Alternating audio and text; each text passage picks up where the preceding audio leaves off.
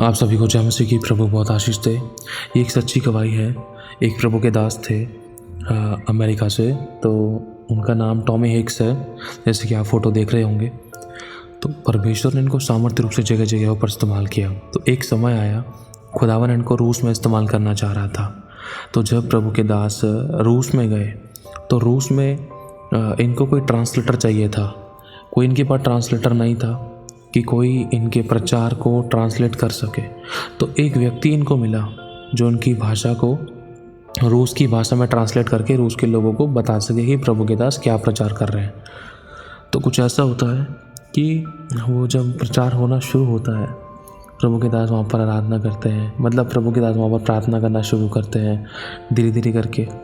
जो जैसे ही एक टाइम आता है कि प्रभु के दास पहला यूहन्ना पहला अध्याय और शायद उसका 7वां 8वां वचन होता है कि यीशु का लहू में सब पापों से धोकर शुद्ध करता है। जैसे ही वो उस वचन को बताना शुरू करते हैं, तो जो ट्रांसलेटर होता है, जो उनकी भाषा को ट्रांसलेट करके अपने रूसी भाषा में अपने लोगों तक पहुंचाता है, तो उस बड़े स्टेज पे जब प्रभु के दास इस बात का प्रचार कर रहे होते हैं, इस वचन को प्रचार कर रहे होते हैं कि यीशु का लहू में सब पापों से धोकर शुद्ध करता है, तो जो ट्रांसलेटर व्यक्ति था, तो वो इस वचन को सुनकर तुरंत गुस्से से भर जाता है और प्रभु के दास के मुंह पर थूक देता है। और उसके बाद वो कहने लगता है कि ये बूढ़ियों किसी कहानियों में कोई सच्चाई नहीं है, ये बूढ़ियों किसी कहानियाँ होती, मैं इन चीज़ों में ध्यान नहीं देता, ये सब चीज़ें बेकार की बातें हैं, मतलब ऐसी कुछ उन्होंने कहा। तो फिर जो ट्रांसलेटर था उसने ये वाली सारी बातें कहकर प्रभु के दास का अपमान किया बड़े स्टेज पर भरी भीड़ में, और प्रभु के दास बहुत रोने लगे। और वहाँ से बंदा वो प्रभु के दास की बेइज्जती करके मुंह पर थूक कर गलत शब्द बोलकर वहाँ से नीचे उतर कर चला गया।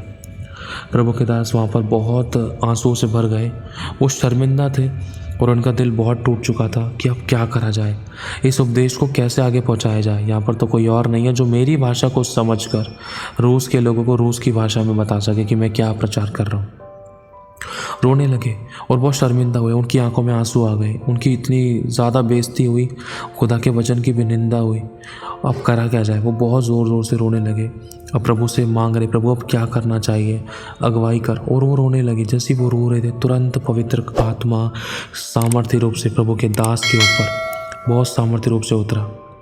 मेरे भाई और बहनों, परमेश्वर का आत्मा सामर्थ्य रूप से प्रभु के दास के ऊपर उतरा। तुरंत उन्होंने रूस की भाषा में प्रचार करना शुरू कर दिया। और वो भी एक तरीके से हैरान हुए जब ये वाली बात उनको क्लियर हुई, क्योंकि जब वो जैसे ही वो व्यक्ति ऊपर से उतरकर, वो ट्रांसलेटर ऊपर से उतरकर नीचे गया, तुरंत प्रभु के दास रोने लगे, आश्चर्यचकित हो गए, क्या हो गया, मैं तो कुछ सोचा भी नहीं था। तुरंत वो रोने लगे, पवित्र आत्मा उनके ऊपर उतरा सामर्थ्य रूप से। तुरंत वो रूस की भाषा में प्रचार करने लगे, रूस की भाषा में उन्होंने बोलना शुरू कर दिया। पूरा प्रचार रूस की भाषा में किया। फिर लोगों ने मन फिराया, पश्चाताप की, बहुत सारे लोग उनके पास आगे आए। और जब मीटिंग को ख़त्म होने का समय आया, पूरी तरीके से उन्होंने प्रेयर की सबके लिए। लोगों ने पश्चाताप किया, मन फिराया, विश्वास किया। सबके लिए प्रार्थना करने के बाद जैसे ही मीटिंग समाप्त हुई, तुरंत वो रूस की भाषा बोलना बंद हो गए। तुरंत वो रूस की भाषा भूल गए। ना तो उनको रूस की भाषा समझ में आ रही है, ना ही वो बोल पा रहे हैं। और वो हैरान हो गए। फिर से दोबारा से वो अपनी नॉर्मल भाषा में आ गए, जो भाषा उनको आती थी। तो ये बहुत हैरान कर देने वाली बात है कि खुदावंद क्या नहीं कर सकता। परमेश्वर अपने शरणागतों की ढाल ठहरा है।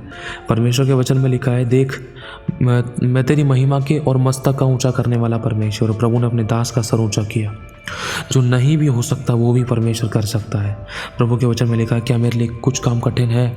सोच कर देखो, जिस प्रभु के दास को वो भाषा आती ही नहीं है, तो वो भाषा अचानक पवित्र आत्मा की सामर्थ के द्वारा परमेश्वर के दास से मुंह से निकलने लगी। और उसी नई भाषा के द्वारा प्रभु के दास ने पूरा प्रचार किया। लोगों ने मन फिराया, उनके लिए प्रार्थनाएं की गई। सभी लोगों को आगे बुलाया गया, स्टेज के नज़दीक में सभी लोगों को आगे की तरफ बुलाया गया। परमेश्वर के आत्मा के द्वारा परमेश्वर के दास ने रूस की भाषा में, जो उनको समझ में आ रही थी, उन सभी लोगों को जो वहाँ पर बैठे हुए थे, उनके लिए प्रार्थना की गई। उस प्रार्थना को ख़त्म करने के बाद जैसे आमीन हुआ, जैसी वो पूरी सभा ख़त्म हुई, तुरंत वो रूस की भाषा कहना भी बंद हो गया बोलना भी बंद, समझना भी बंद। वो हैरान हो गए कि ऐसा कैसे हो सकता है। और सच में ये परमेश्वर की सामर्थ्य थी, जो मनुष्य से नहीं हो सकता वो परमेश्वर से हो सकता है। और ये प्रभु का काम था और प्रभु ने ही इसको पूरा किया अपनी आत्मा, अपनी सामर्थ्य के द्वारा। जैसे प्रभु ने कहा था ना, तो अपने मुंह को खोल, मैं तेरे मुंह को अपने वचन से भर दूंगा, अपने शब्दों से भर दूंगा। चाहे वो किसी भी भाषा में प्रचार कर रहा है कोई भी, लेकिन परमेश्वर अपने जब सामर्थ्य अपने शब्दों से भरेगा ना, तो उसके द्वारा सुनने वालों पर अनुग्रह होगा। और परमेश्वर अपने दास का इज्जत मान सम्मान बढ़ाए। लोग हैरान हुए, आश्चर्यचकित हुए और परमेश्वर की बड़ी सामर्थ्य महिमा हुई। मेरे भाई और बहनों, आज चाहे परिस्थिति आपकी कैसी भी है, जो आपसे नहीं हो पा रहा है, बस प्रभु के आगे अपने आप को रखें और किसी मनुष्य की ओर ना ताकि कि कोई मेरे लिए कुछ कर देगा, कोई मुझे कुछ सिखा देगा, कोई मुझे दे देगा, कोई मुझे उठा देगा, बढ़ा देगा। नहीं, ऐसा नहीं करना है। चाहे कैसी भी परिस्थिति है, खुदावंत के सम्मुख जाए। रोना है तो खुदा के आगे रोए, मांगना है तो खुदा से मांगे, इच्छा रखनी तो खुदा के आगे रखे, किसी मनुष्य से नहीं। मनुष्य आज देगा कल सुना देगा, मुंह पे थूक कर चला जाता है, दरवाजे बंद कर देता है। लेकिन प्रभु कहता है तू जब मर्जी खटखटा, मैं खोलूंगा। तू खटखटाएगा तो खोला जाएगा, लेकिन तू खटखटा तो सही। तू तो जब आता, जब सारी जगह से ठोकर मिल जाती, तब तू दुख में पड़ जाता है, समस्याएं आते हैं, विपत्ति आती है, परेशानियां आती हैं, जब तू खुद हार जाता है, जब लोग तुझे धोखा देते, अपने सताते, अपने दिल दुखाते और अपने छोड़ के चले जाते हैं, अपने मुंह पर दरवाज़ा बंद कर देते हैं, अपने तुझे दूध में से मक्खी के समान निकाल कर फेंक देते हैं, तब आता है तू मेरे पास। लेकिन तब भी मैं तेरे द्वार खोल कर खड़ा हूँ। मेरे बच्चे, ये मेरी इच्छा नहीं है कि तू पहले बाहर ठोकर खाए फिर मेरे पास आए। मेरी इच्छा है तू पहले मेरे पास आए, लोग फिर तेरे पास आएंगे, लोग तुझे समझेंगे तू उनकी ज़िंदगी में कितना कीमती है। हालेलुया। मेरे भाई और बहनों, प्रभु सब कुछ कर सकता है, ये सच्ची गवाही है। खुदावंद आपको इस गवाही के द्वारा बहुत आशीष दे। परमेश्वर के दास आत्मा से परिपूर्ण हो गए और वो हो सका जो कोई नहीं कर सका। ये नामुमकिन बात थी। जिस भाषा को कभी ज़िंदगी में बोला नहीं है, जिस भाषा को कभी ज़िंदगी में शायद सुना भी नहीं है, वो भाषा अचानक मुंह से निकल जाना, उस नई भाषा के अंदर सामने वाले को सुना देना, समझा देना, प्रचार कर देना और लोगों के लिए प्रार्थना कर देना उसी भाषा में, और तुरंत उसी भाषा को बोलते बोलते भूल जाना, तुरंत उस भाषा का अर्थ बोलते बोलते भूल जाना, फिर से अपनी नॉर्मल भाषा में आ जाना। यह आसान नहीं है, ये खुदा का काम है। खुदावंत को सारी महिमा मिले। ये बहुत पावरफुल गवाही है। प्रभु आप सभी को बहुत आशीष, आप सभी को जय मसीह की। प्रभु इस बात को द्वारा ये प्रकट करना चाहता है, जो मुझ में सामर्थ्य देता है मैं उसमें सब कुछ कर सकता हूँ। खुदा के दास को खुदा की आत्मा ने सामर्थ्य दी।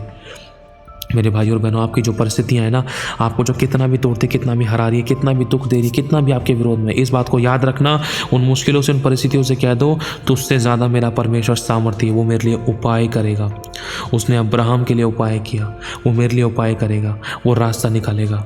उसके लिए कुछ भी असंभव और मुश्किल नहीं है। उसने समुद्र को 2 भाग किया, उसने आश्चर्य कर्म किए, उसने आग के भट्टे से अपने लोगों को निकाल लिया, छुड़ा लिया, बचा लिया। उसने शेरों की मान से डैनियल को निकाल लिया। तो ये मेरी परिस्थिति तो कुछ भी नहीं है। परमेश्वर इन समस्या, विपत्ति, परेशानी, दबाव से, मुश्किलों, समस्याओं से, घटी से, बीमारी से, परेशानी से मुझे भी निकाल लेगा।